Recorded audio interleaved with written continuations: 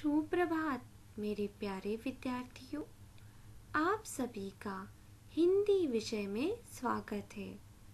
बच्चों, आज हम पाठ 4 मैं पृथ्वी हूँ पढ़ेंगे।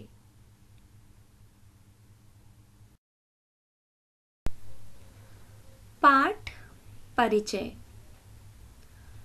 आत्मकथात्मक शैली में धरती ने अपनी उत्पत्ति, संरचना तथा कल्याणकारी रूप से सभी को अवगत कराया है तथा मानव समाज से यह अपेक्षा की है कि वह उसे विनाश से बचाए और उसके स्वरूप को विकृत न होने दे।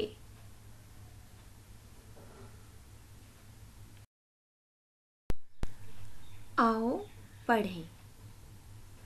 मैं पृथ्वी हूँ, मैं ही तुम्हारी धरती माता हूँ, मैं ही जीवन को धारण करती हूँ, मैं सभी जीवों का पालन पोषण करती हूँ, मैं मानव समाज के लिए भोजन, वस्त्र, हवा, पानी आदि सभी कुछ उपलब्ध कराती हूँ। मुझे वसुधा भी कहते हैं। आप जानते हैं क्यों? वसुधा का अर्थ है धन और वन को धारण करने वाली। मैं मनुष्य के हित। बच्चों, यहाँ पर पृथ्वी ने अपनी आत्मकथा हमें बताई है। यहाँ पे पृथ्वी के कितने पर्यायवाची शब्द भी आए हुए हैं। पृथ्वी, धरती, वसुधा, यह सब पर्यायवाची शब्द हैं। और पृथ्वी हमें जीवन दान देती है, सभी मनुष्यों का पालन पोषण करती है। यहाँ तक हमें भोजन, वस्त्र, हवा, पानी आदि सब कुछ पृथ्वी ही उपलब्ध कराती है। और वसुधा इसलिए हम पृथ्वी को कहते हैं क्योंकि वह धन और दोनों को धारण करती है।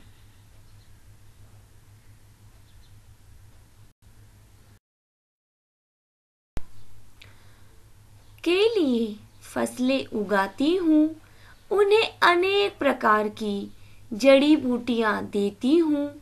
मैं रत्न गर्भा हूँ, मुझसे ही आपको विभिन्न प्रकार के रत्न जैसे हीरा, मणिक और खनिज पदार्थ जैसे लोहा, सोना, चांदी आदि प्राप्त होते हैं। मैं सूर्य की परिक्रमा करती हूँ, इसी के परिणाम स्वरूप रात दिन होते हैं तथा ऋतुएं बनती हैं। मैं सूर्य परिवार या सौरमंडल की प्रमुख सदस्य हूँ। वैज्ञानिक कहते हैं कि मैं सूर्य से ही अलग हुई हूँ। लगभग 10 खरब वर्ष पूर्व मैं सूर्य से अलग होकर उसके इर्द गिर्द घूमने लगी। उस समय तो मैं आग का एक धधकता हुआ गोला थी, गरम गैस और धुएं से भरा हुआ एक पिंड थी। बच्चों, इसलिए हम पृथ्वी को रत्न गर्भा कहते हैं। पृथ्वी से हमें अनेकों प्रकार की जड़ी बूटियां, खनिज पदार्थ, रत्न प्राप्त होते हैं। साथ ही पृथ्वी सूर्य की परिक्रमा करती है, जिस कारण दिन रात होते हैं तथा ऋतुएं शीत ऋतु, ग्रीष्म ऋतु, वर्षा ऋतु बनती है। और साथ ही पृथ्वी सूर्य परिवार या सौर मंडल की हम कह सकते हैं मुख्य सदस्य है। और पृथ्वी के बारे में वैज्ञानिक बताते हैं कि वह सूर्य से अलग हुई लगभग 10 खरब वर्ष पूर्व, और सूर्य से अलग होकर वह सूर्य के इर्द गिर्द घूमने लगी। उस समय पृथ्वी का रूप हम कह सकते हैं एक धधकते हुए आग के गोले के समान थी। उसमें गर्म गैस और धुएं से भरा हुआ एक पिंड थी। तो बच्चों, पृथ्वी का जन्म किस प्रकार हुआ, और पृथ्वी हमें अनेकों प्रकार के खनिज पदार्थ, रत्न देती है। और पृथ्वी के सूर्य की परिक्रमा करने की वजह से ही दिन रात और ऋतुएं बनती हैं। ये सारी बातें पृथ्वी अपनी आत्मकथा में हमें बता रही है।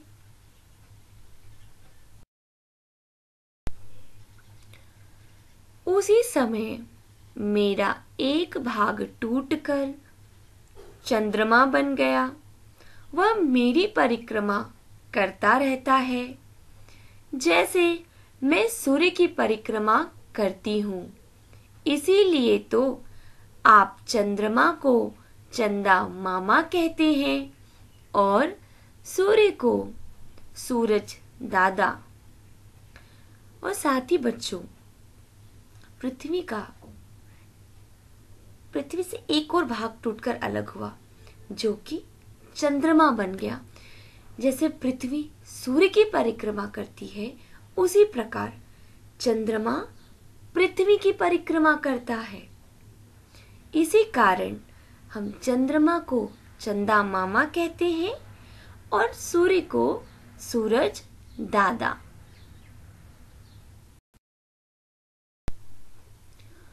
धीरे धीरे मैं ठंडी होती गई।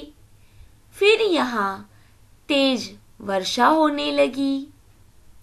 इससे मेरी ऊपरी सतह शांत और स्थिर होती गई। जब मेरा शरीर ठंडा हुआ तो मेरा आकार कहीं ऊंचा और कहीं नीचा हो गया। बच्चों, क्या हुआ?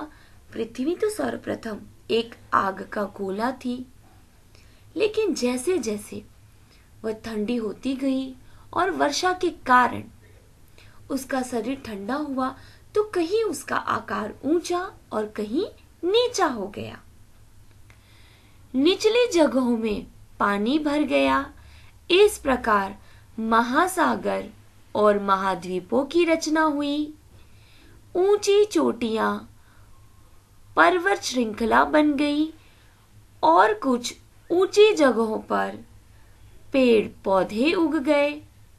निरंतर घूमते रहने के कारण और महासागरों की लहरों की थपेड़े खाते खाते मेरा रूप बदलता गया और अब भी बदल रहा है।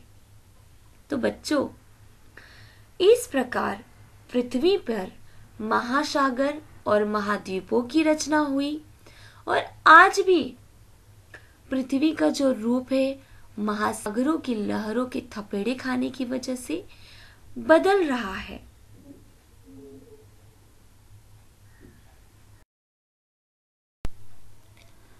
मेरा यह सजा संवरा रूप जो आप देखते हैं पहले नहीं था। चारों ओर जंगल ही जंगल थे। विभिन्न प्रकार के पशु पक्षियों से भरे थे। आप जैसे सभ्य मनुष्य उन दिनों नहीं थे। आपके सभ्य होने की एक अलग ही कहानी है। उस कहानी को बताने लगूं तो पता नहीं कितना समय लग जाए। कहते हैं कि प्राचीन काल में एक राजा थे, पृथु। राजा पृथु ने अपने सहायकों के सहयोग से मुझे काट छाट कर। बच्चों, तो पृथ्वी का जो आज हम रूप देख रहे हैं, इतना सजा सवरा, वो पहले नहीं था। पृथ्वी हमें बता रही है कि चारों ओर जंगल ही जंगल था और विभिन्न प्रकार के पशु पक्षियों से भरे हुए थे। पृथ्वी कह रही है हम जैसे सभ्य मनुष्य उन दिनों नहीं थे। और इसके पीछे की एक कहानी है कि हम मनुष्य कैसे सभ्य मनुष्य बने। लेकिन पृथ्वी कह रही है कि अगर मैं वह कहानी बताने लगूंगी तो न जाने कितना समय लग जाएगा। तो पृथ्वी अपनी आत्मकथा, पृथ्वी का रूप कैसे बदला, किस तरह से वह सजी सवरी, वो हमें बता रही है कि प्राचीन काल में एक राजा थे जिनका नाम था पृथु। और राजा पृथु ने अपने सहायकों के सहयोग से पृथ्वी को काट छाट कर समतल बनाया। राजा पृथु ने मुझ पर हल चलाया और बीज बोकर नई फसलें उगाई। राजा पृथु ने ही हल का आविष्कार भी किया, इसलिए मेरा नाम पृथ्वी भी है। जो लोग अंतरिक्ष में गए हैं वे कहते हैं कि मैं बहुत सुंदर हूँ। सुदूर आकाश से यदि आप मुझे देखें तो मैं प्रकाशमय तारों की तरह झिलमिलाती सी दिखाई दूंगी। ठीक उसी तरह जिस तरह यहाँ से आपको चांद सितारे झिलमिलाते हुए दिखाई देते हैं। बच्चों, राजा पृथु ने ही जो आज पृथ्वी का सजा सवरा रूप हम देख रहे हैं, वो राजा पृथु के कारण ही है। और राजा पृथु ने ही हल का आविष्कार किया। इसी कारण हम कह सकते हैं कि धरती का नाम राजा पृथु पर ही पृथ्वी पड़ा। और जो लोग अंतरिक्ष में गए हैं वह कहते हैं कि पृथ्वी बहुत ही सुंदर है।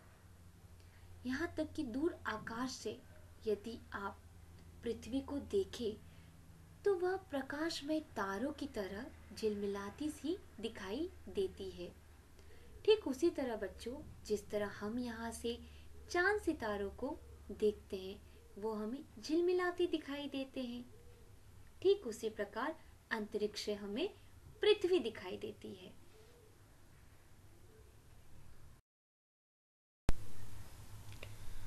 मैं आज जैसी हूँ अपने पुत्रों तथा अन्य जीव जंतुओं के अथक परिश्रम के कारण हूँ। मैं चाहती हूँ कि राजा पृथु की तरह ही मेरे पुत्र और पुत्रियां पराक्रमी और परिश्रमी हों, क्योंकि उन्हीं के प्रयास से। बच्चों, यहाँ पे पृथ्वी क्या कह रही है? कह रही है कि आज मैं जो भी हूँ, जैसे भी हूँ, मैं अपने पुत्रों और अन्य जीव जंतुओं के अथक परिश्रम के कारण हूँ। और पृथ्वी चाहती है कि राजा पृथु की तरह ही जो मेरे पुत्र और पुत्रियां हैं वो पराक्रमी और परिश्रमी हों।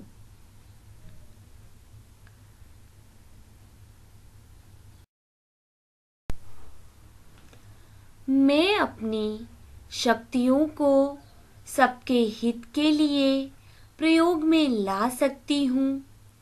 आपसे मेरा विशेष अनुरोध है कि आप मेरे जल और वायु को प्रदूषित न करें, अन्यथा सारा वातावरण दूषित हो जाएगा। उसका दुष्प्रभाव मुझ पर ही नहीं अपितु आप सभी जीवों पर भी पड़ेगा। आप ज्यादा से ज्यादा वृक्ष लगाओ जिससे वातावरण शुद्ध हो। ध्यान रखें, मेरी सुरक्षा में ही आपकी सुरक्षा निहित है। बच्चों, यहाँ पे पृथ्वी हमसे एक विशेष अनुरोध कर रही है कि हम उसके जल और वायु को प्रदूषित न करें, अन्यथा सारा वातावरण दूषित हो जाएगा, चारों तरफ प्रदूषण फैल जाएगा और इसका प्रभाव सिर्फ पृथ्वी पर ही नहीं, सभी जीवों पर पड़ेगा। तो पृथ्वी हमसे अनुरोध कर रही है कि हमें ज्यादा से ज्यादा वृक्ष लगाना चाहिए, जिससे वातावरण शुद्ध हो और पृथ्वी की सुरक्षा में ही हमारी सुरक्षा निहित है, क्योंकि पृथ्वी के बिना हमारा कोई भी अस्तित्व नहीं है।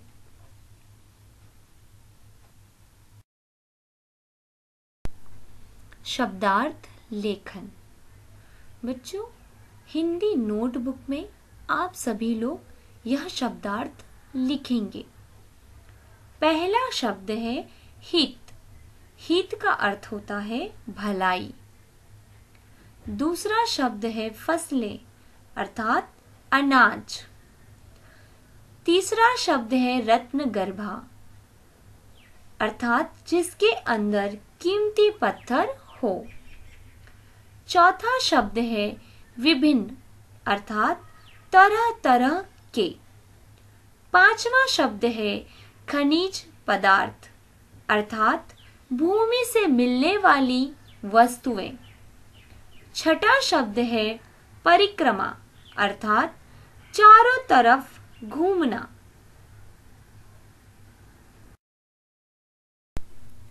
सातवां शब्द है सौर अर्थात सूर्य से संबंधित। आठवां शब्द है खरब अर्थात 100 करोड़ की संख्या। नौवां शब्द है इर्द गिर्द अर्थात चारों ओर। 10वां शब्द है धधकता अर्थात जलता। 11वां शब्द है महासागर अर्थात बहुत बड़ा सागर। 12वां शब्द है समतल अर्थात सपाट। 13वां शब्द है अंतरिक्ष अर्थात आकाश का सुदूरतम भाग। 14वां शब्द है सुदूर अर्थात बहुत दूर। 15वां शब्द है अथक अर्थात बिना थके लगातार। 16वां शब्द है पराक्रमी अर्थात बलवान। 17वां शब्द है प्रयास अर्थात प्रयत्न कोशिश। 18वां शब्द है दुष्प्रभाव अर्थात बुरा प्रभाव गलत असर। 19वां शब्द है अनुरोध अर्थात आग्रह। 20वां शब्द है परिश्रमी अर्थात मेहनती।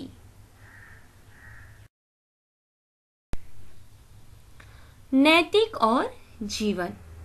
बच्चों, इस पाठ के द्वारा हमने जाना कि पृथ्वी जल वायु का संरक्षण करते हुए हमें प्रकृति को सुंदर बनाए रखना चाहिए। तो बच्चों, इसी के साथ मैं अपने शब्दों को विराम देती हूँ। धन्यवाद।